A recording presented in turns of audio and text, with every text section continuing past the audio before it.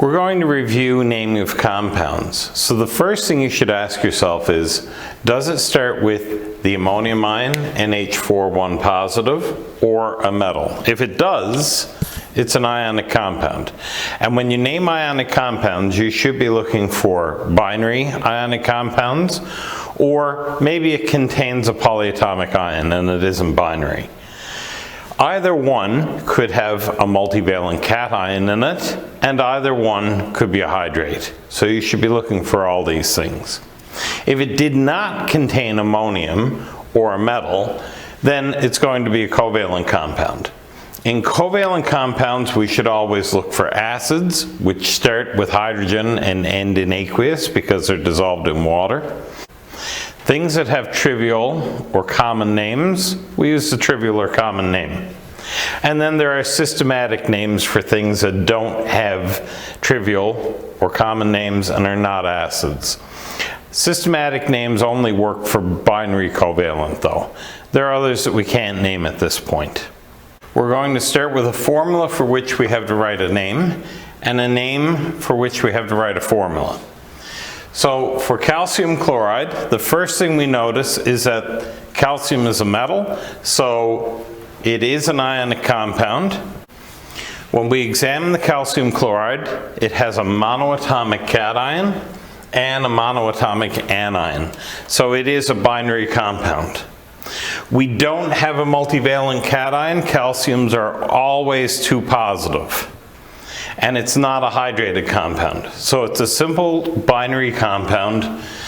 We put down one of each of the ions to have a look at. Calcium is a 2 positive because it comes from family 2 in your periodic table. Chlorine forms a chloride 1 negative because it's in family 7, and all you need to figure out this compound is your periodic table. A calcium 2 positive will need 2 chloride 1 negatives to balance it. CaF2. Writing the name, if it's a simple binary ionic, is even easier. And this is a binary ionic. Once again, we start with a metal. We know it's ionic. The cation and anion are both monoatomic. It is a binary compound. It doesn't have a multivalent cation, and it isn't a hydrate. So we don't even need to think about the charges here. That's already done for us by whoever wrote the formula. All we have to do is name the cation, aluminum fluoride.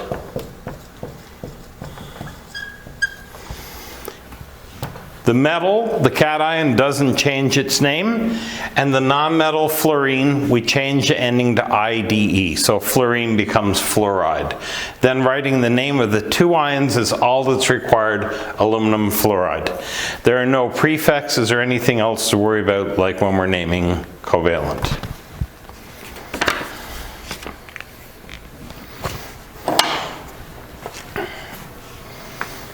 In our next 2 examples, we have a name and a formula again, but this time we'll see something a little different. Let's examine the first one. We have sodium carbonate. I see it starts with a metal. I know it's ionic. But this time, even though the cation is monoatomic, sodium, the anion is not. Anions that end in ATE and ITE are always polyatomic.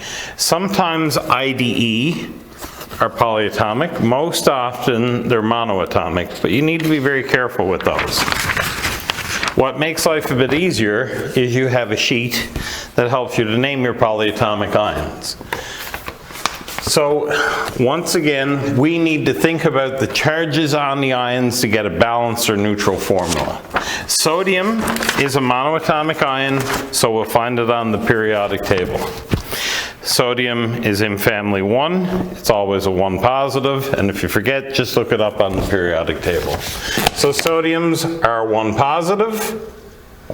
I'm going to write that one side and put it together at the end. For carbonate, I'm going to need to go to my sheet for polyatomic ions. And it's arranged, color-coded for you. Positive polyatomics are in yellow, 1 negatives are in alphabetical order in green, 2 negatives in alphabetical order in red, and 3 negatives in alphabetical order and colored blue. So you'll find carbonate here on your list of 2 negative polyatomic ions.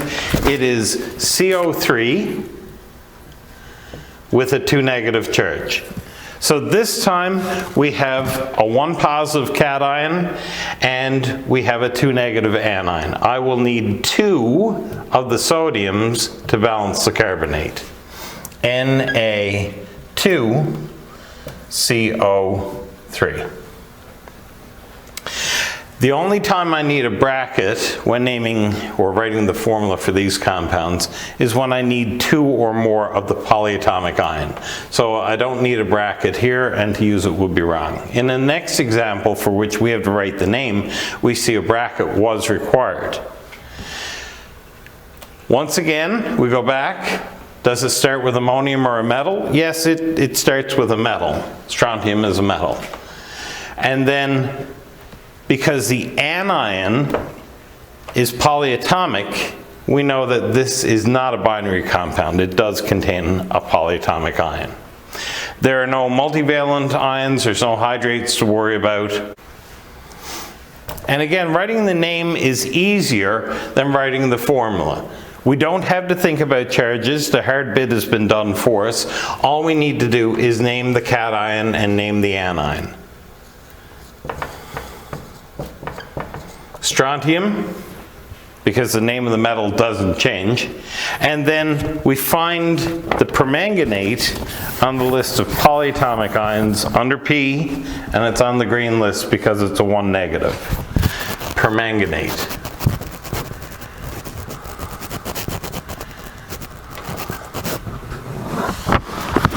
In this next example, we'll see a little bit of reversal in which is easier, writing the formula or writing the name.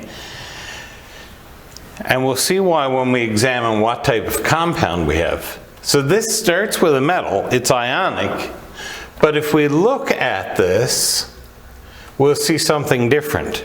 It's a binary ionic compound because it has only a monoatomic cation and a monoatomic anion. There are no polyatomic ions here.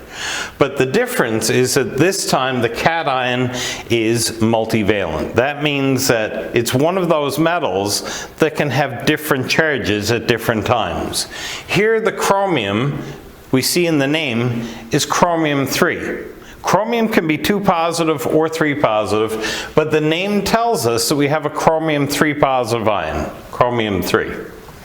So we don't even need to look it up, really. We know our chromium is a 3+. That makes things a little bit easier.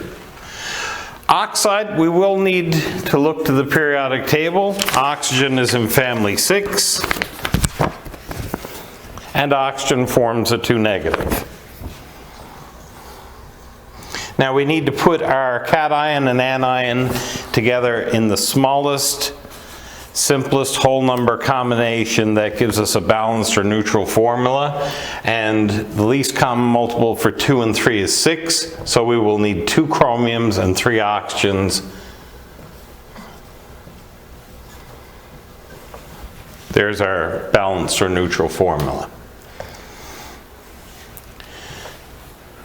In this example, again, we see that it starts with a metal. We know it's ionic. Also, this is a binary ionic compound because we have a monoatomic cation and a monoatomic anion. But iron is a multivalent cation, so we need to be careful here. When we look at iron in the periodic table, we see it's capable of making a 3 positive or a 2 positive. We need to be very careful here. The iron can be a 3 positive or a 2 positive. The chlorine, though, is a monoatomic ion, and it's not multivalent, it's an anion. All of our multivalent ions are always cations. Chlorine from family 7 forms a chloride 1 negative. Examining these charges and looking at the formula, you can figure out, based on the formula, that if it needed 2 chloride and they're being balanced by a single iron, that iron had to be this one. It had to be the 2 positive. If it were the 3 positive, the formula would have been FeCl3. Because we see FeCl2, the iron balanced by 2 chloride, that iron was a 2 plus. So that's called iron 2 chloride. The 2 is written as a Roman number and in brackets, which is the second time we've seen brackets used. They're used with polyatomic ions when there's more than one, and around the Roman number in brackets for multivalent cations. This is called the stock naming system. We have another formula and another name. So I'm going to have to write a formula here. Again, we see it starts with a metal. We know it's ionic. We look at this ion and see that that's a polyatomic ion because it ends in ATE. There's no multivalent cation here. Sodiums are always 1 positive. And this compound is a hydrate. So you begin with the ionic compound. There's nothing different about naming the ionic compound. We name it exactly as we did the other examples that contained a polyatomic ion. We think about the sodiums, which are in family 1. Check your periodic table. Sodium's in family 1 and it forms a 1 positive. Then we find carbonate on our list of polyatomic ions on the reverse of the periodic table. And carbonate is a CO3 with a 2 negative charge. I'm going to need 2 of the sodium 1 positives to balance my carbonate. Then I look at the hydrate piece. I need the prefix deca, 10. I need to know my prefixes here. Deca is 10. And then I write the formula for water. It's continuous, no spaces, Na2CO3, raised dot, 10H2O. Your raised dot should be bigger than a period or a decimal and in the middle of the line of text. Here we have another example. This time we have to write a name. So we know we have cobalt and we have chloride. So it is a binary compound. There are 2 monoatomic ions here. Cobalt is a polyatomic. If you check your periodic table, you'll see that cobalt can be 2 positive or 3 positive. We need to figure out from the formula which one we have. So the cobalt could be a 2 plus or a 3 plus. The chloride is a 1 negative. Looking at the formula and seeing that 2 chloride were used to balance this cobalt, we can see that this is a cobalt 2 ion. So again, we're naming the ionic compound first. This will be cobalt 2 chloride. And then the last word deals with the hydrated piece. The prefix for 2 is di, and then the word hydrate written as 1 word. Cobalt 2 chloride dihydrate. One more example before we leave polyatomic altogether. Calcium perchlorate.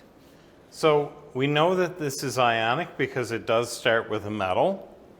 We know it's not a binary compound. It contains a polyatomic ion because the ion's name ends in ATE. Calcium, when we check it, it's from family 2. It's always a 2 plus. It's not multivalent, and it isn't a hydrate. So this is an ionic compound that contains a polyatomic ion without a multivalent cation or a hydrate. So we just need to get calcium's charge. It's 2 positive. We get that from the periodic table. And then we find perchlorate ClO for 1 negative.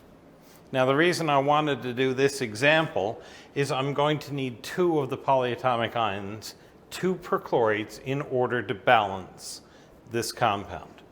So because I need 2 or more of a polyatomic ion, I have to use brackets. We'll need 2 perchlorates because there are only 1 negative to balance the Ca2+. Now our examples are going to come from the other side of our naming flow sheet here. HCl does not begin with a metal or the ammonium ion. So it is a covalent compound. If we look at the form here, starts with hydrogen, ends in AQ. This is an acid. So the first step to naming an acid is to think about the molecular name. Even though it's a covalent compound, it's named as if it were ionic. So we think about the hydrogen ion, the chloride ion, even though they aren't really there, it will give us the correct name, hydrogen chloride.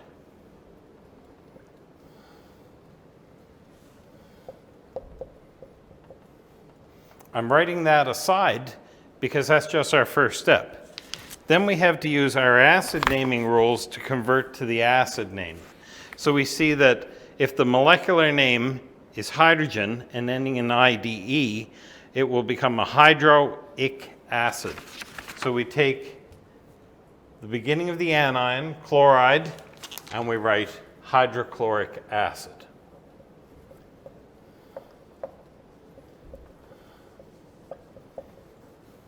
To write the formula of this acid, again, we know that it's an acid from the name, so we know we're on this side.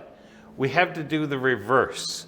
Nitric acid, we need an intermediate name in order to write the formula. So if we say IC acid, hydrogen nitrate,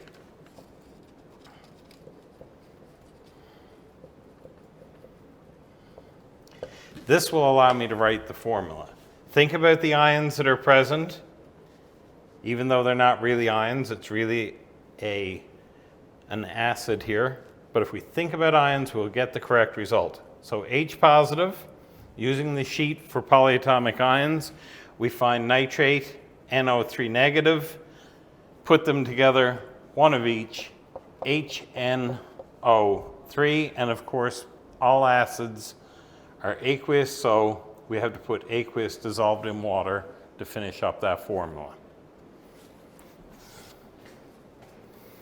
CH4, it doesn't start with a metal or an ammonium ion. It isn't ionic. This is covalent.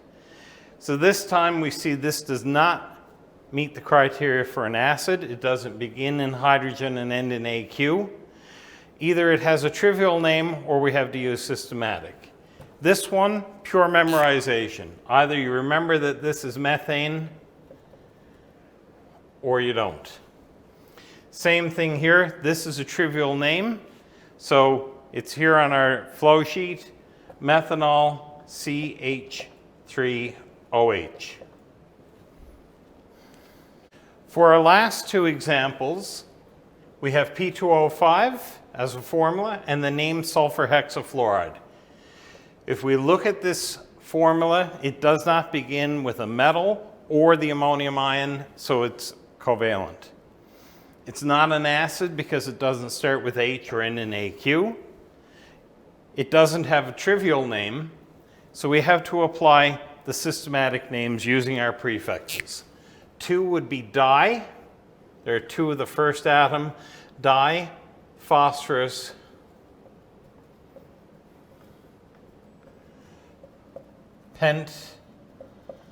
pentoxide.